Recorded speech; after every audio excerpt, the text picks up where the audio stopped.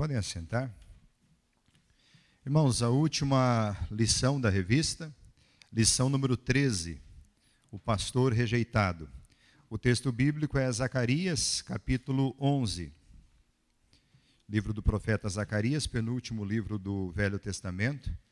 Essas três últimas lições, a anterior e a 11ª também, foram sobre o livro do profeta Zacarias. Tem diversas revelações no texto bíblico que falam a respeito do Messias. Hoje é uma lição um pouco triste, é Jesus sendo rejeitado. E nós vamos ver nesse texto como que Deus usa simbolicamente a vida do profeta para fazer algo naqueles dias, algo que era referente àquela época, algo que vai ser referente ao período depois, quando Jesus Cristo vier a essa terra. Zacarias, capítulo 11, vamos ler todo o capítulo.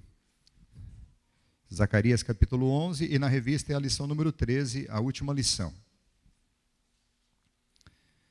Diz assim o texto: Abre, ó Líbano, as tuas portas, para que o fogo consuma os teus cedros. Geme, ó cipreste, porque os cedros caíram, porque as mais excelentes árvores são destruídas. Gemei, ó carvalhos de Bazã, porque o denso bosque foi derribado. Eis o uivo dos pastores, porque a sua glória é destruída. Eis o bramido dos filhos dos leões, porque foi destruída a soberba do Jordão. Assim diz o Senhor meu Deus: apacenta as ovelhas destinadas para a matança. Aqueles que as compram, matam-nas e não são punidos. Os que as vendem dizem: louvado seja o Senhor, porque me tornei rico. E os pastores não se compadecem delas. Certamente já não terei piedade dos moradores desta terra, diz o Senhor. Eis, porém, que entregarei os homens, cada um nas mãos do seu próximo e nas mãos do seu rei. Eles ferirão a terra, e eu não os livrarei das mãos deles. Apacentai, pois, as ovelhas destinadas para a matança, as pobres ovelhas do rebanho. Tomei para mim 2 varas, a uma chamei graça e a outra união, e apacentei as ovelhas. Dei cabo dos 3 pastores num mês. Então perdi a paciência com as ovelhas, e também elas estavam cansadas de mim. Então disse eu: não vos apacentarei. O que quer morrer, morra. O que quer ser destruído, seja. E os que restarem, coma cada um a carne do seu próximo. Tomei a vara chamada graça e a quebrei, para anular a minha aliança que eu fizera com todos os povos. Foi, pois, anulada naquele dia, e as pobres do rebanho que fizeram caso de mim, reconheceram que isto era a palavra do Senhor. Eu lhes disse: se vos parece bem, dai-me o meu salário, e se não, deixa-o. Pesaram, pois, por meu salário, 30 moedas de prata. Então o Senhor me disse: arroja isso ao oleiro, esse magnífico preço em que fui avaliado por eles. Tomei as 30 moedas de prata e as arrojei ao oleiro na casa do Senhor. Então quebrei a 2ª vara, chamada união, para romper a irmandade entre Judá e Israel. O Senhor me disse: toma ainda os petrechos de um pastor insensato, porque eis que suscitarei um pastor na terra, o qual não cuidará das que estão perecendo, não buscará a desgarrada, não curará a que foi ferida, nem apacentará a sã, mas comerá a carne das gordas e lhes arrancará até as unhas. Ai do pastor inútil, que abandona o rebanho. A espada lhe cairá sobre o braço e sobre o olho direito. O braço completamente se lhe secará, e o olho direito de todo se escurecerá. É um texto pesado, que vai tratar a respeito do desprezo do pastor prometido em Ezequiel 34, Jesus, o bom pastor. Acho que quando você escutou as 30 moedas de prata, você já fez uma relação bem rápida aqui, com Judas. E é sobre isso que nós vamos falar hoje também. Na introdução da revista diz assim: Nas duas lições anteriores, o nosso foco esteve na ação de Jesus ao justificar pecadores. Vimos como ele faz isso ao nos perdoar de todas as nossas transgressões e nos revestir com a sua justiça perfeita. Nós vimos o motivo de ele ser capaz de agir assim. Como rei, ele é aquele que possui todo o poder. Como sacerdote, ele é totalmente compassivo. Jesus é a revelação de Deus como aquele que é justo e o justificador daquele que tem fé. Fé em Jesus, conforme Romanos 3, 26. Nesta última lição do trimestre, continuamos no livro do profeta Zacarias. As duas lições anteriores conduziram para esta. Como nas outras duas, encontramos aqui o Jesus e a sua obra salvífica. Essa passagem, mais uma vez, nos mostra que todas as promessas e todos os confortos do livro dependem de Cristo, dependem da sua obra como Salvador. As três falam da obra de Jesus por nós. Na primeira, ele nos justifica ao vestir as nossas vestes sujas do pecado e nos dar as suas vestes limpas. Na segunda, ele lida com o nosso pecado como o sacerdote e rei. Agora, ele é visto simbolicamente como aquele que justifica e oferece sacrifício no caminho da mais profunda humilhação e do mais profundo sofrimento. O resumo de tudo que foi dito aqui é que somente Cristo pode fazer isso. Somente Cristo é capaz de fazer isso. E Cristo fez isso no mais absoluto e profundo sofrimento e humilhação. Você já conhece a história de como ele foi rejeitado. A lição de hoje vai dizer, entre outras coisas, que o preço que estabeleceram do valor da vida de Jesus foi 30 moedas de prata, que era o mesmo preço que, se você olhar lá em Êxodo, que se pagava por um escravo. A história é assim: se um boi chifrador é aquele boi selvagem que ataca as pessoas, ele avançasse sobre alguém, e sobre um escravo, por exemplo, e matasse o escravo, o dono do boi tinha que pagar uma indenização, 30 moedas de prata. O que a lição está mostrando, que o texto está mostrando, que o valor pelo qual Judas vendeu Cristo foi esse. Valor mínimo, totalmente desprezado. Lembra antes da sua crucificação que Jesus é trocado por um homicida, Barrabás?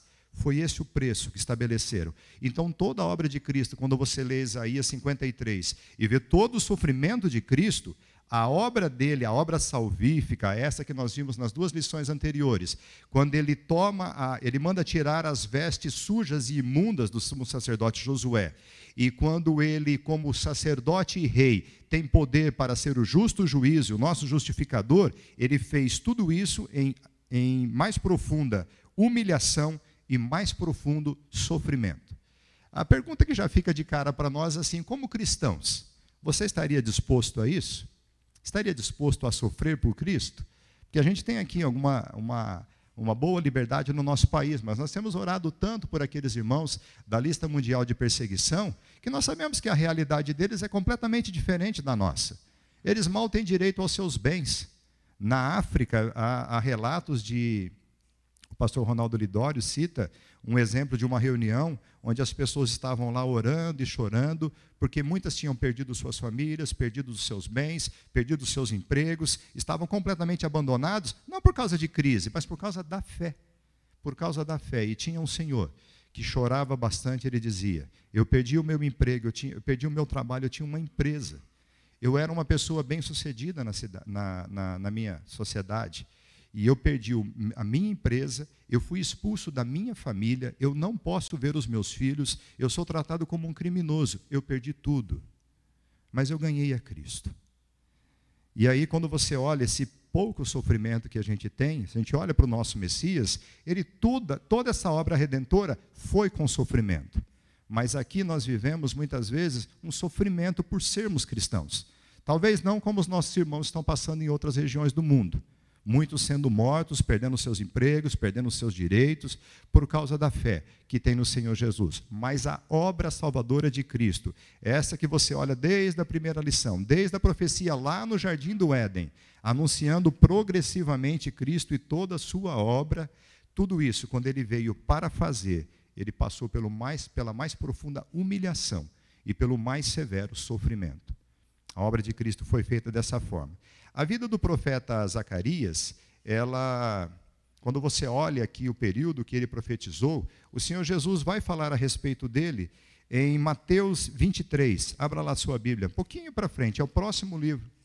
Aliás, o segundo próximo livro da Bíblia, né? Tem Malaquias, Zacarias, depois Malaquias e depois Mateus. Capítulo 23, de 34 até o 35.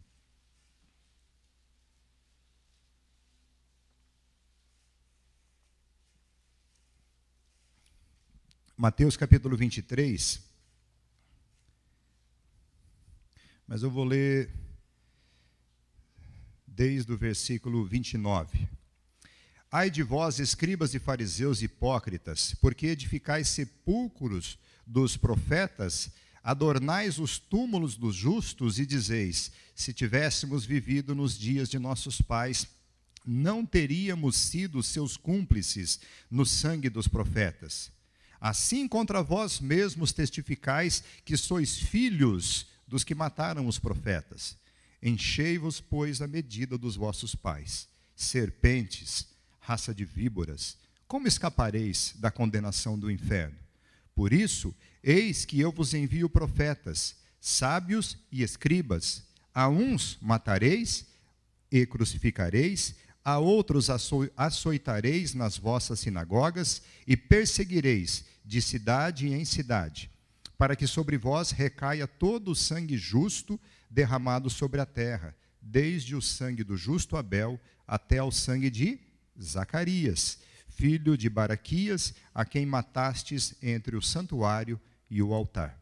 Em verdade vos digo que todas essas coisas hão de vir sobre a presente geração. Esse foi o fim do profeta Zacarias, um homem que profetizou todas essas coisas. Voltando para Zacarias, o livro de Zacarias, o item 1 fala sobre o juízo de Deus contra o seu rebanho. Mas o capítulo 10, ele começa com Deus prometendo bênçãos sobre Judá e Jerusalém. Abre em Zacarias capítulo 10 para a gente poder acompanhar.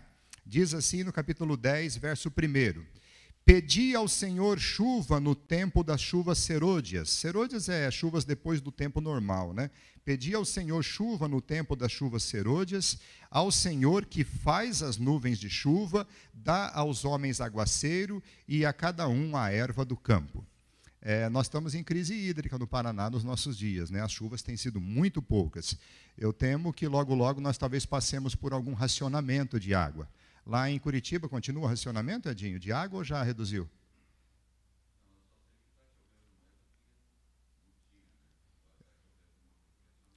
Lá um pouco mais, né? Mas já teve racionamento lá também, né? Água. E aqui a gente percebe que as chuvas têm sido muito fracas. Talvez o verão seja um pouco seco. E a gente fica pensando em pedir chuva para Deus. E Deus diz assim, peçam chuvas para mim. Peçam chuvas porque sou eu que faço as nuvens de chuva. Eu que faço as nuvens de chuva. As previsões meteorológicas só dizem aquilo que Deus está fazendo, mas é Ele que pode fazer chuvas. Alguns dias atrás, né, Alvacir, a gente se perguntava por que não chove aqui, né? Chove em volta, chove do lado, aquelas chuvas parece que são cirúrgicas assim, em algumas regiões. Peçam chuvas para mim, diz o Senhor, porque sou eu que faço as nuvens de chuva. Eu que trago o aguaceiro sobre a terra. Né? Nós precisamos de água, porque essa água vai para a terra e ela produz o alimento e produz, diz o texto, erva, produz a erva do campo, produz o nosso alimento. Só que repara no próximo versículo com que Deus está comparando, porque o versículo começa assim, por quê? Porque tudo emendado, que é uma resposta. Deus diz assim, peçam chuvas para mim, por quê? Porque os ídolos do lar falam coisas vãs e os adivinhos veem mentiras, contam sonhos enganadores e oferecem consolações vazias. Por isso anda o povo como ovelhas, aflito, porque não há pastor. A comparação de Deus para essas chuvas é que Deus sempre usa como exemplo, e aqui eu me lembro de dois textos que vão ilustrar isso que diz no capítulo 1 e no capítulo 2. Por exemplo, Isaías 55, aquele texto que diz assim, buscai ao Senhor enquanto se pode achar, invocai-o enquanto está perto. E Deus diz assim, que a palavra dele, assim como a chuva desce dos céus e não volta para lá, antes de regar a terra, dar alimento para aquele que come e semente para aquele que semeia. Diz o Senhor, da mesma forma é a minha palavra, ela não volta para mim vazia, antes ela produz o efeito para o qual eu a designei. Então Deus compara a sua palavra com a chuva, está lá em Isaías 55. E tem também um outro texto, quando Jesus ele faz, antes de fazer a multiplicação dos pães e peixes, ele está num local deserto, onde não tem coisas para comprar, o povo já está tarde, e ele olha para as multidões e se compadece delas. Se compadece delas porque acontece exatamente o que está no final do verso 2. Aflito porque não há pastor, são como ovelhas que não têm pastor. Jesus lhes dá o alimento, lembra? Pães e peixes, sacia a fome física, e se você olhar os textos lá dos evangelhos, você vai ver que Jesus dá ensinamentos com grande sabedoria. Por exemplo, quando termina o Sermão da Montanha, a multidão fica admirada com a sabedoria de Jesus, porque ele lhes ensina a sua palavra. E a palavra de Deus, assim como no capítulo 10 de Zacarias, ela é comparada como consolo verdadeiro. Olha a comparação. Os ídolos do lar falam coisas vãs, inúteis. Os adivinhos, os profetas deles, eles veem mentiras, contam sonhos enganadores e oferecem consolações vazias. E aqui eu comparo muito com a sabedoria humana de filósofos, né? O Brasil tem alguns filósofos importantes, pessoas bem conhecidas, pessoas que você para ouvir, você admira a sabedoria, mas essa sabedoria, ela não produz nada, não produz essa consolação. O princípio da sabedoria é o temor do Senhor. Esse que é o princípio de toda a sabedoria, é ver o mundo a partir do temor do Senhor. E Deus está dizendo que vai mandar essas chuvas, simbolizando chuvas de bênção. A gente não ora, às vezes, por um avivamento espiritual. O que Deus deve produzir sobre nós é o derramar do seu Espírito Santo. É o derramar do seu Espírito Santo. Porque é isso que consola, é isso que é verdade. E é interessante você analisar também, na contracapa da revista, você tem a lista de todos os assuntos que nós estudamos. Por exemplo, o descendente da mulher, está lá no Jardim do Éden. Aí o próximo texto, o Senhor proverá um cordeiro. Nós já estamos falando nos dias de Abraão.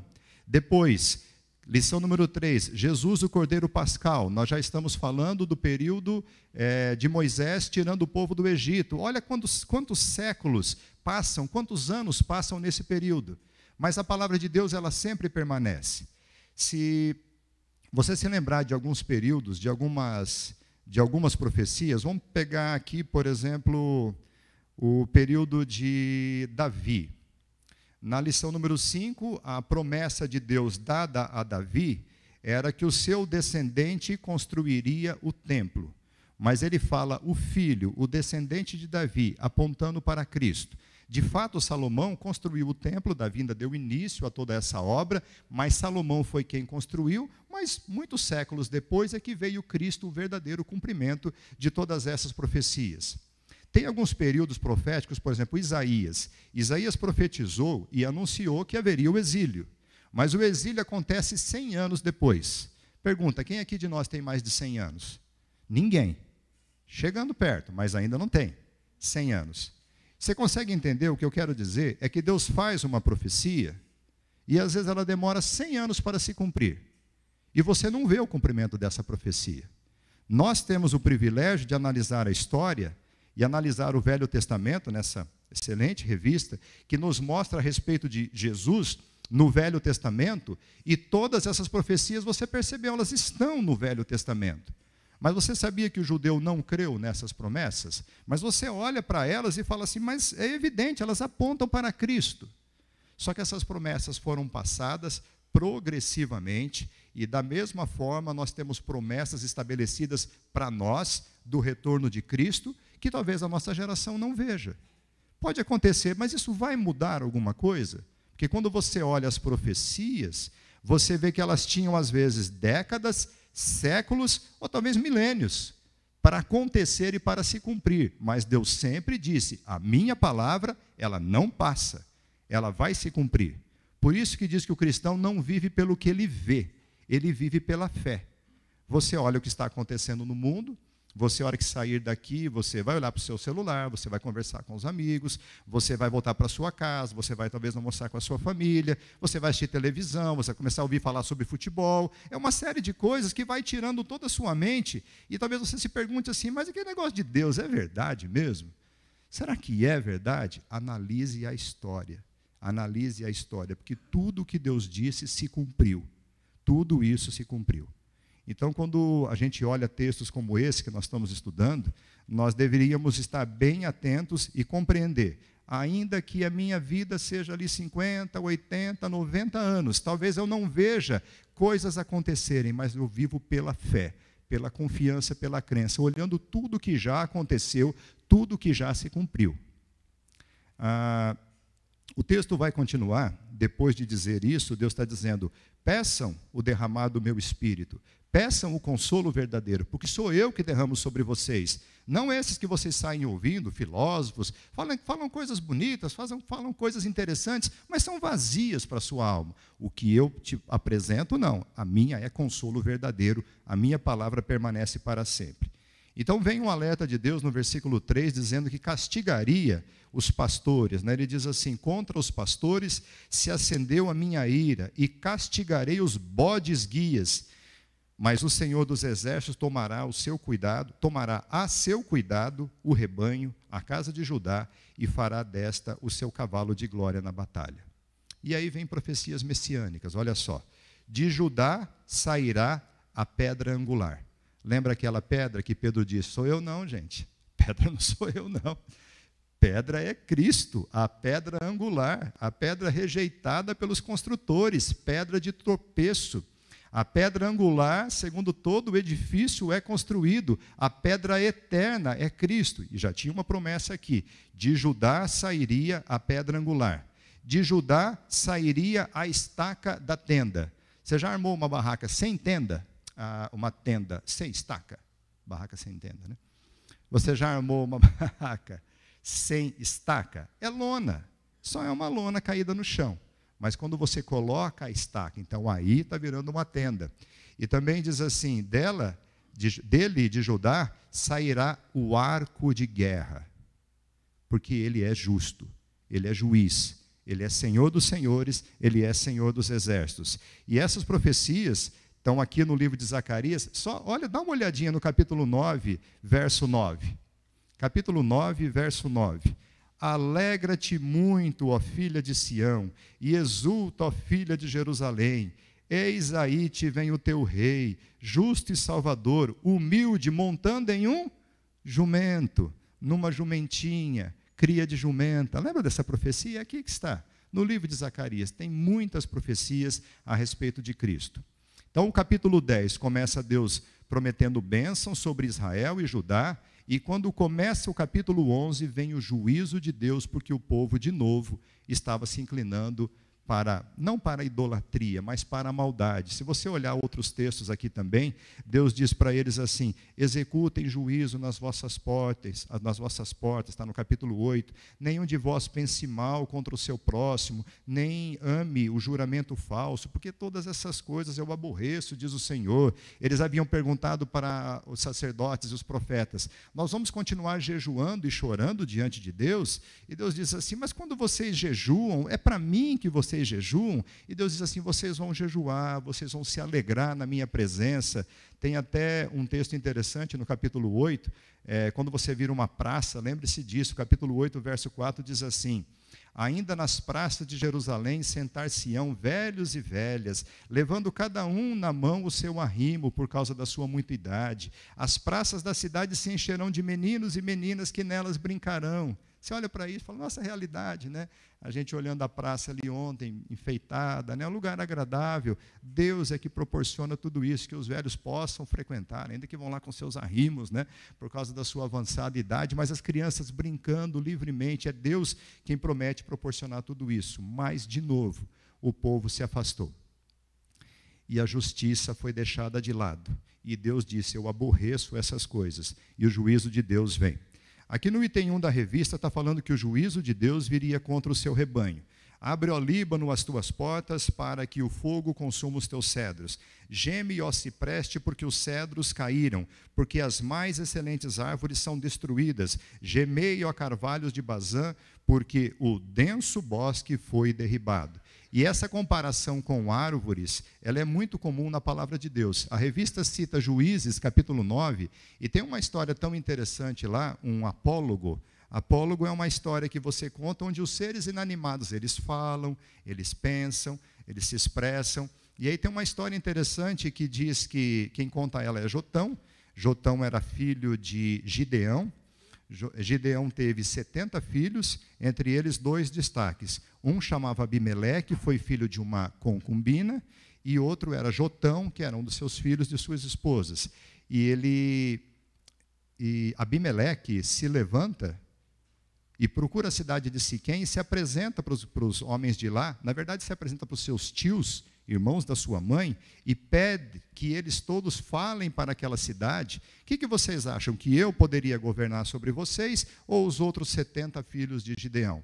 Porque eu sou carne de vocês, eu sou osso de vocês. E daí eles fazem campanha política, são verdadeiros cabos eleitorais de Abimeleque naquela cidade, e a cidade proclama Abimeleque como rei. Primeiro ato dele, vai lá na cidade do seu pai e mata os 70 irmãos. Seus 70 meio-irmãos. Jotão foge. E Jotão, quando fica sabendo que Siquém proclamou Abimeleque como rei, ele vem e conta esse apólogo. Ele diz assim: as árvores do bosque procuraram a oliveira e disseram para ela assim: reina sobre nós. A oliveira, mas eu deixaria, né, o meu azeite. A oliveira produz oliva, a oliva produz azeite, né? Eu deixaria o meu azeite? Não. E aí as árvores do bosque procuraram a figueira. Figueira, reina sobre nós. E aí a figueira respondeu: não, vou deixar o meu bom fruto, a doçura do meu fruto. Não. E aí eles procuraram a videira. E a videira disse assim: não, eu vou deixar o meu vinho. Não, não vou reinar sobre vocês. Então quem que eles procuram? O espinheiro. O espinheiro. Está muito parecido com alguns candidatos políticos, né?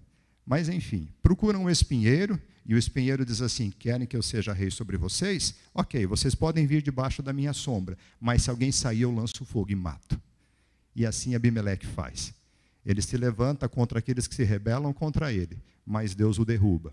E essa história é contada e ilustrada lá, porque muitas vezes na Bíblia, esses cedros do Líbano, né, Sr. Jorge? Cedros lá do Líbano, árvores, carvalhos de Bazã, denso bosque, eles representam poderes que viriam sobre a nação de Israel. E o verso 3 diz assim: eis o uivo dos pastores, porque a sua glória é destruída. Eis o bramido dos filhos dos leões, porque foi destruída a soberba do Jordão. E aqui o autor propõe que o que está escrito aqui é um paralelismo sinonímico, ou seja, são sinônimos, é um paralelo sinônimo. Quando ele diz assim: o uivo dos pastores, porque sua glória é destruída, e depois bramido dos filhos dos leões, porque foi destruída a soberba do Jordão, está falando da mesma coisa, está falando dos líderes de Israel. Assim diz o Senhor, meu Deus: apacenta as ovelhas destinadas para a matança. Antes de falar disso, dentro dessa linha de pastores que se levantaram contra o povo de Deus, olha o que diz o versículo 15, 16 e 17. Em seguida me disse: toma ainda os petrechos de um pastor insensato, porque eis que suscitarei um pastor na terra, o qual não cuidará das que estão perecendo, não buscará a desgarrada, não curará a que foi ferida, nem apacentará a sã, mas comerá a carne das gordas e lhes arrancará até as unhas. Deus está dizendo assim: como castigo para vocês, eu vou levantar líderes que vão fazer isso com vocês. Tudo que está escrito aqui é o oposto do bom pastor anunciado em Ezequiel 34. Tudo que Cristo faria, ele vai fazer o oposto. Irmãos, saibamos disso. Deus levanta líderes maus sobre a nação. Deus mesmo levanta líderes maus sobre a nação por causa da incredulidade do povo. Aqui, voltando para o início do capítulo 11, quando Deus diz para Zacarias assim: apacenta as ovelhas destinadas para a matança. Essas ovelhas destinadas para a matança são as ovelhas de Israel que receberiam o juízo de Deus. Bom, se você comparar com Romanos capítulo 3, vai dizer que todos pecaram. Todos carecem da glória de Deus. Todos pecaram. E o salário do pecado é a morte.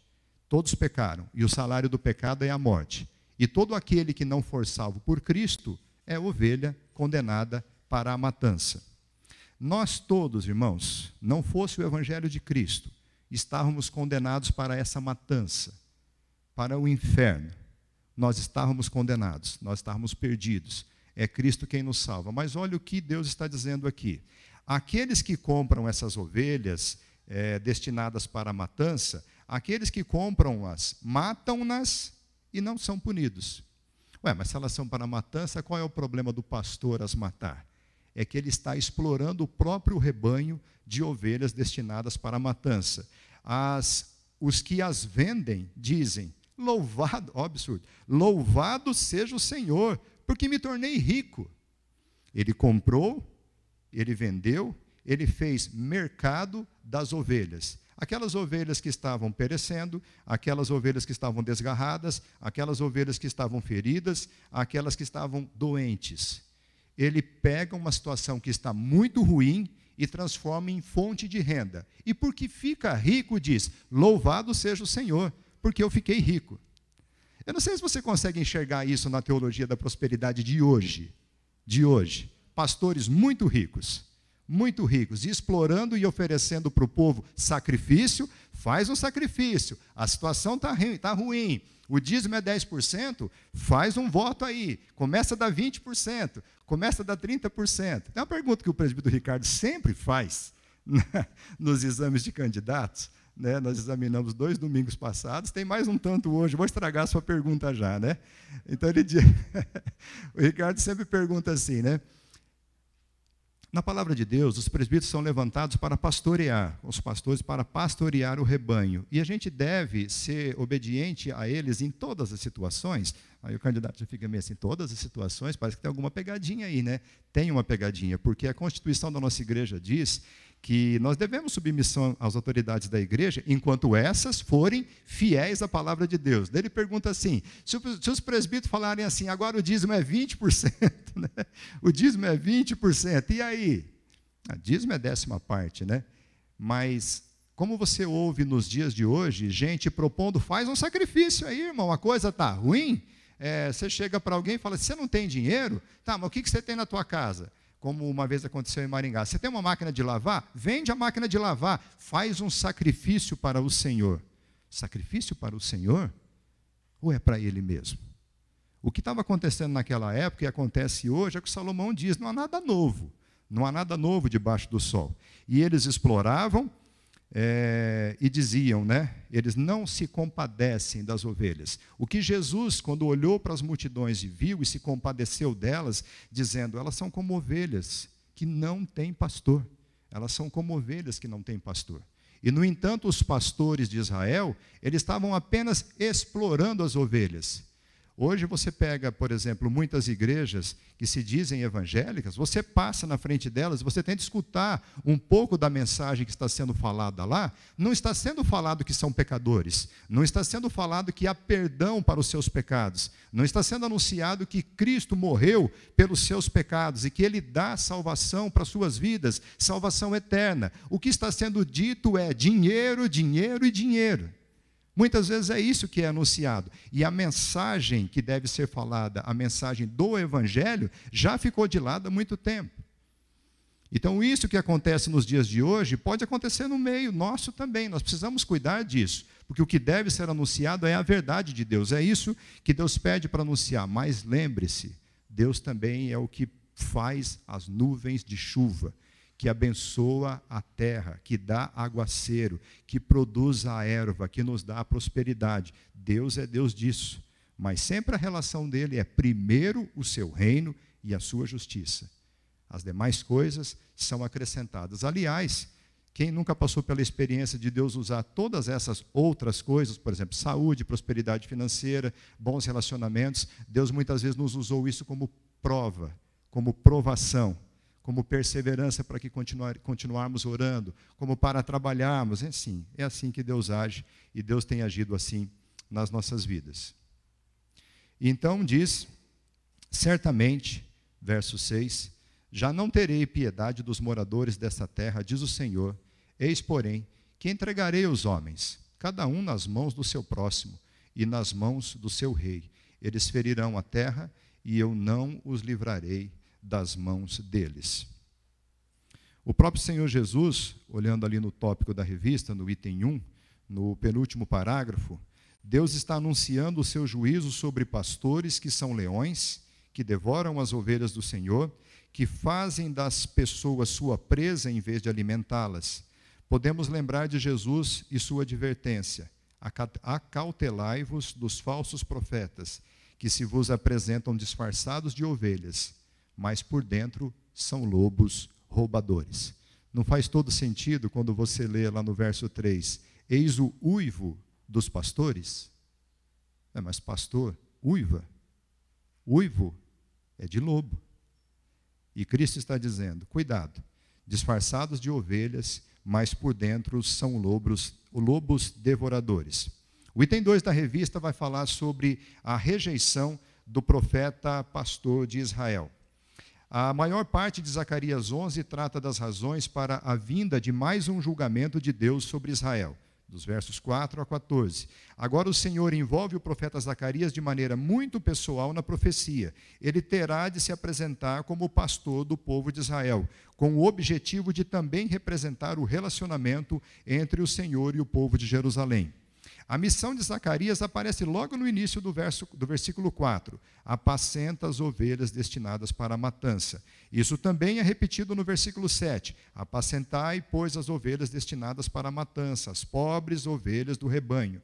Zacarias deveria ser o pastor daquele povo destinado a receber o juízo de Deus. Como Isaías, Zacarias partiu para o seu ministério sabendo que não seria ouvido. O Senhor mostra por meio desta palavra que a obra de Zacarias não seria de qualquer utilidade no rebanho.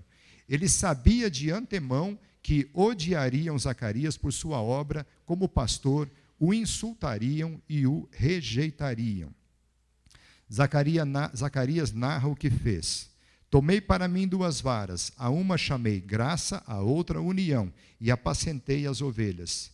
Dei cabo dos 3 pastores num mês. Uma dessas varas era o símbolo da bênção de Deus sobre o povo e a outra simbolizava a união nacional e a paz. Inicialmente, a obra de Zacarias parece ter sido bem recebida, pois ele deu cabo de 3 pastores dentro de um mês. Não se sabe quem foram esses 3 pastores. Existe uma interpretação, porém, que parece ser a mais acertada, identificando esses 3 pastores como sendo 3 tipos de líderes que Deus deu a Israel: reis, sacerdotes, profetas. Todas as classes de líderes do povo haviam falhado vergonhosamente. Os reis de Israel se desviaram do Deus vivo e seguiram ídolos. Os sacerdotes de Israel pararam de ser santos e abusaram das pessoas. Os profetas de Israel pararam de ser porta-vozes de Deus e começaram a dizer apenas aquilo que agradava ao povo e aos reis. Posteriormente, o povo rejeitou o seu pastor. Diz assim o texto: perdi a paciência com as ovelhas, e também elas estavam cansadas de mim. Os verbos no texto original sugerem que a ação do pastor em perder a paciência com as suas ovelhas e rejeitá-las é posterior ao enfado das ovelhas. O resultado dessa rejeição aparece nos versículos seguintes. Então, assim, eu estava ali. Vamos ver qual é o versículo.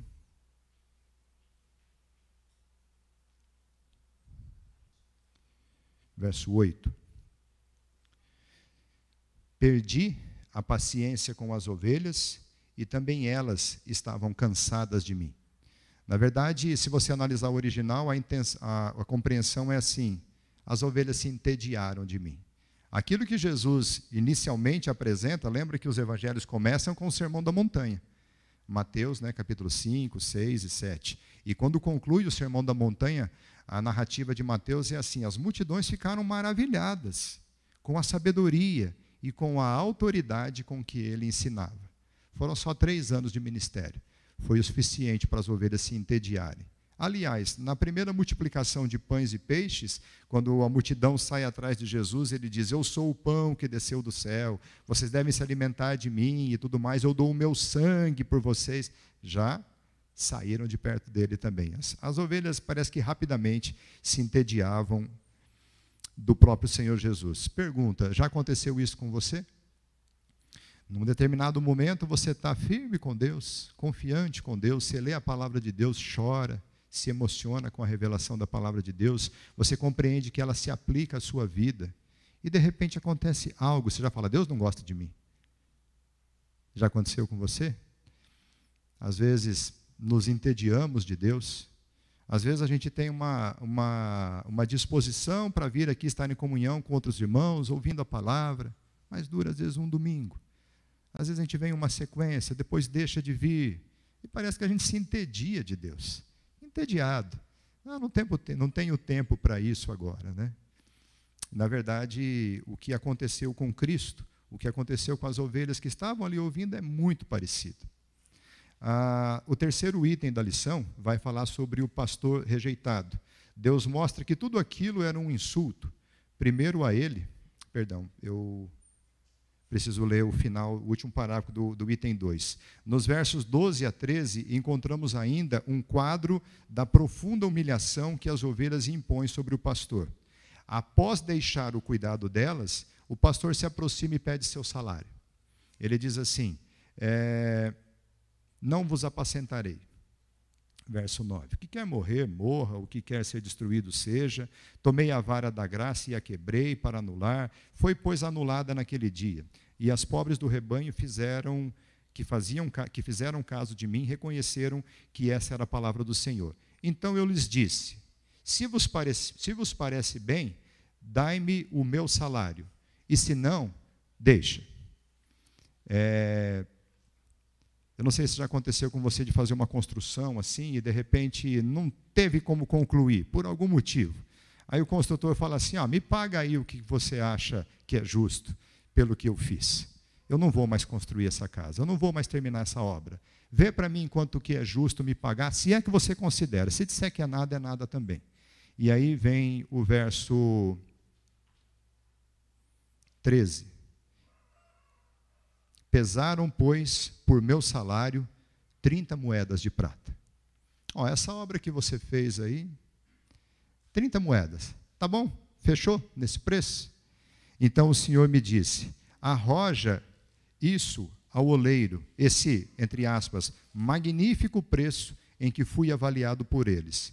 Tomei as 30 moedas de prata e as arrojei, lancei ao oleiro na casa do Senhor. Quebrei a segunda vara, chamada união, para romper a irmandade entre Judá e entre Israel. Aos olhos daquelas pessoas, o seu pastor não valia mais do que isso. Se eles tivessem dado nada, teria sido melhor do que oferecer as 30 moedas de prata. Por isso demonstraram como odiavam a esse pastor. Lembra que o que está acontecendo com Zacarias aqui era para a sua época, se aplicava também a alguns séculos depois, quando Jesus viria, mas algo se aplicava àquele tempo, outro se aplicava ao período de Jesus. Então a gente entra no último item, o item 3, o profeta pastor rejeitado. Ele retoma aqui o assunto do preço, chamado preço magnífico, e tudo aquilo, em toda essa passagem, temos um quadro bem claro da pessoa de Cristo, da sua obra gloriosa em nosso benefício, da profunda humilhação a qual ele foi submetido ao ser rejeitado pelos judeus. Todo o ato simbólico de Zacarias era de extremo significado para alguns séculos mais tarde, quando o Senhor Jesus, o verdadeiro pastor de Israel, seria tratado exatamente dessa maneira pelo seu povo. O povo de Israel estava sofrendo nas mãos dos seus líderes. No tempo de Jesus, pense, por exemplo, no rei Herodes. Numa cena construída de maneira impressionante, enquanto Jesus está alimentando uma multidão de mais de 5.000 pessoas, Herodes está assassinando João Batista, o último profeta do Antigo Testamento. Lembra como aconteceu? Herodes estava lá no seu governo, veio uma jovem, dançou na frente dele, ele ficou encantado com aquilo, disse para ela, pede o que você quiser, te dou até metade do seu reino. Herodes era o rei, e todo aquele que é investido de autoridade o é para governar o povo, com justiça e com juízo. E ele está vacilando, vendo uma moça jovem dançar, e ele já é capaz de oferecer para ela metade do reino. O que ela pede? Eu quero a cabeça de João Batista. E diz o texto que Herodes ainda tinha até uma simpatia por João Batista. Ele o mantinha preso para que ninguém fizesse mal para ele. Pois ele, sem perceber, ele se colocou numa situação, numa cena, em que ele tem que matar aquele último profeta do Antigo Testamento. Enquanto isso, Jesus está fazendo o quê? Alimentando uma multidão de mais de 5.000 pessoas. Pense nos sacerdotes que trabalhavam no templo. Eles não tinham nenhum interesse real pelo bem espiritual do povo de Deus. Eles haviam transformado a casa de Deus em comércio, em covil de ladrões. Para quem que você acha que pediram autorização para fazer aquele comércio lá no templo? É como se fosse aqui, né? Ah, pastor, a gente tem aqui um espaço ali na frente, podemos montar uma barraquinha ali na frente, com quem que vai falar? Com a liderança da igreja. Então, quando Jesus chega e ele vê todos aqueles mercadores na frente do templo, ele pega e faz um chicote. Quem deixou tudo aquilo? Os sacerdotes. Os sacerdotes tinham compromisso com o povo? Não, transformaram a casa de Deus em comércio, em covil de ladrões. O verdadeiro pastor entra em cena, purifica o templo, o centro da vida religiosa de Israel, e durante o seu ministério, Jesus provou que era um verdadeiro profeta, porque ninguém pregava da maneira tão maravilhosa e com autoridade como ele o fazia, a ponto de as pessoas se maravilharem com a sua doutrina. Olha o que ele fez. Ele amou aquele povo, ele abençoou as suas crianças, ele curou os seus doentes, ele alimentou os famintos, ele ressuscitou os mortos, ele anunciou o evangelho do reino de Deus. O que mais poderia fazer pelo bem daquele povo que ele não tinha feito? Lembra quando foram apedrejar a Jesus? Jesus disse assim: eu tenho feito muitas boas obras no meio de vocês. Por qual delas vocês vão me apedrejar? Jesus tinha consciência disso e cobra deles. Eu fiz muitas boas obras no meio de vocês. Por qual delas vocês vão me apedrejar? Ele fez de tudo, mas não obstante como que ele foi tratado. Assim como fizeram com Zacarias. Logo o povo sentiu repugnância dele. Logo o povo passou a rejeitá-lo. Abra sua Bíblia em Mateus 21, 9. Nós já estamos encerrando. Mateus 21, verso 9.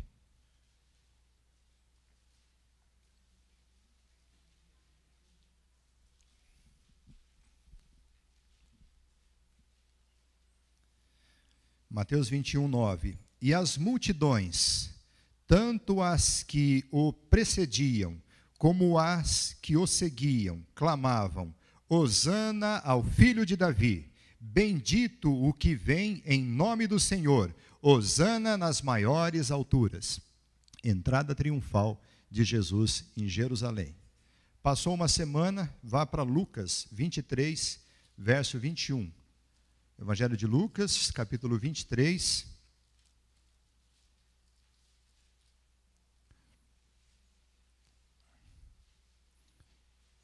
Verso 21.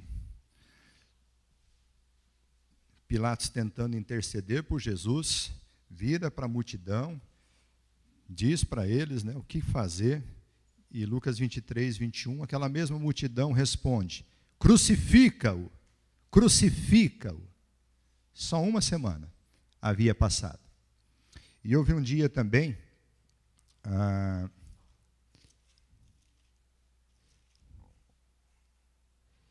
em Mateus, capítulo 26, versos 14 em diante. Mateus, capítulo 26,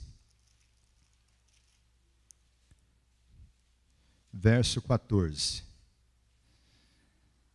Então, um dos 12, chamado Judas Iscariotes, indo ter com os principais sacerdotes, propôs: quanto vocês me querem dar, se eu vos entregar, se eu entregar ele para vocês? Quanto vocês pagam? Quanto vocês querem me entregar? Que preço vocês me dão? Que me quereis dar? E eu vou-los entregarei. Proposta: esse homem vale 30 moedas de prata. Lembra do cumprimento da profecia? Lá de Zacarias? Quando ele vai receber o salário dele, por tudo que ele havia feito. Essa rejeição, ela é tremenda, ela é pesadíssima, mas foi assim que Jesus foi tratado. A pergunta que fica para nós, antes de ir para a conclusão, é: como que nós tratamos a Cristo hoje? Nós, cristãos. Às vezes, o que acontece é que existem pessoas que dizem louvar a Cristo em tempos de alegria, e o buscam em situações de adversidade. Pode ver, vai casar, cerimônia na igreja, busca a Deus. Morreu, cerimônia religiosa.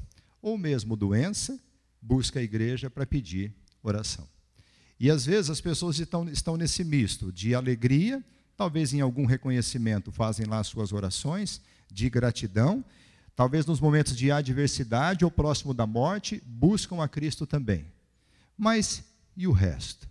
E todo o tempo da vida? E a vida sincera com Deus? Uma vida sincera com Cristo, confiando nas promessas que estão reveladas na sua palavra. Irmãos, como nós vemos aqui, esses textos todos que nós estudamos nesse período dessa revista, eles têm distância deles de séculos. E Deus foi revelando progressivamente até o dia que Cristo veio e cumpriu todas aquelas profecias. O povo foi ouvindo de forma progressiva essa palavra, e nós já a conhecemos. Aliás, nós já conhecemos o cumprimento das profecias, e nós já estamos na época aguardando outras profecias, outro cumprimento. Sejam fiéis até a morte, e vocês receberão a coroa da vida. A conclusão da revista, ela conta um fato histórico que era profetizado por Zacarias. O juízo profetizado no início do capítulo 11 de Zacarias se concretizou ainda no primeiro século depois de Cristo. A rejeição do pastor resultou na rejeição do povo e no juízo de Deus. No ano 66 depois de Cristo, rebeldes judeus mataram alguns soldados das guarnições romanas de Jerusalém e expulsaram os demais. Em resposta, no ano 70, o general romano Tito, filho do imperador Vespasiano, invadiu Jerusalém com as suas legiões romanas e destruiu tudo, incluindo o templo. Porque o povo rejeitou o seu pastor, o Senhor rejeitou Jerusalém e a julgou severamente. Aqui houve a maior dispersão de todos os judeus em todas as épocas. Eles só foram retornar para Jerusalém em 1948. Lembra disso? Quando Israel passou a ser reconhecido como nação. E eles voltaram para Jerusalém. Durante todos esses séculos, todos esses anos, eles ficaram dispersos por todas as terras. O juízo de Deus veio. E ele foi anunciado. O juízo de Deus foi anunciado, foi pregado, foi anunciado para todos. Compreendamos também que chegará o dia quando Jesus retornará e trará juízo sobre aqueles que o rejeitaram. Vamos orar? Senhor nosso Deus e Pai, nós te somos gratos por tua grande misericórdia sobre as nossas vidas. Nós que somos de fato miseráveis pecadores, ó Deus, tem misericórdia de nós. Tem misericórdia de nós com o teu poder e com o teu amor. Obrigado por essa exortação da sua palavra, que ela nos ensine, que nós possamos aprender, que nós possamos compreender, que nós possamos entender as suas implicações nas nossas vidas, que nós possamos também aplicar às nossas vidas, Pai. Que nós não sejamos como aqueles religiosos insensatos dos dias de Jesus, que diziam que não fariam aquilo que fizeram com os profetas, e no entanto eles chegaram a matar o próprio Senhor Jesus. Que nós não nos enganemos, Pai. O Senhor sonda e conhece os nossos corações. O Senhor sabe o quanto nós temos vivido uma vida sincera contigo ou não. O quanto às vezes buscamos ao Senhor e Salvador das nossas vidas apenas em alguns momentos de alegria ou alguns momentos de adversidade. Que o Senhor seja Rei sobre as nossas vidas. Que o Senhor Jesus seja Senhor das nossas vidas, Salvador das nossas vidas. Que nós possamos compreender que toda a obra que Ele executou, toda aquela obra prometida, foi realizada com grande humilhação, com grande sofrimento, com grande rejeição. Mas Ele não fez caso disso, em troca da alegria que lhe estava proposta. Ó Pai, nós te agradecemos, porque o nosso Senhor e o nosso Salvador Jesus Cristo deixou a glória. Não teve como usurpação o ser igual a Deus, mas assumiu a forma de servo. E ele foi obediente até a morte, e morte de cruz, passando por essa rejeição. Ele veio de fato para aquilo que era seu, mas os seus não o receberam. Mas obrigado, porque o nosso Senhor Jesus permaneceu firme, permaneceu fiel, e a sua obra foi executada completamente e perfeitamente até a sua morte de cruz e a sua ressurreição. Nós te louvamos porque é isso que nos dá esperança em nossas vidas, e que nós possamos viver os nossos dias em confiança nessa tua palavra, a despeito que não vejamos algum cumprimento nos nossos dias, mas que nós possamos crer e saber que a tua palavra é fiel e ela vai se cumprir. Cumpre em nossas vidas, derramando sobre nós do teu Espírito Santo, Pai. Dá-nos união e graça. Te pedimos em nome do Senhor Jesus. Amém.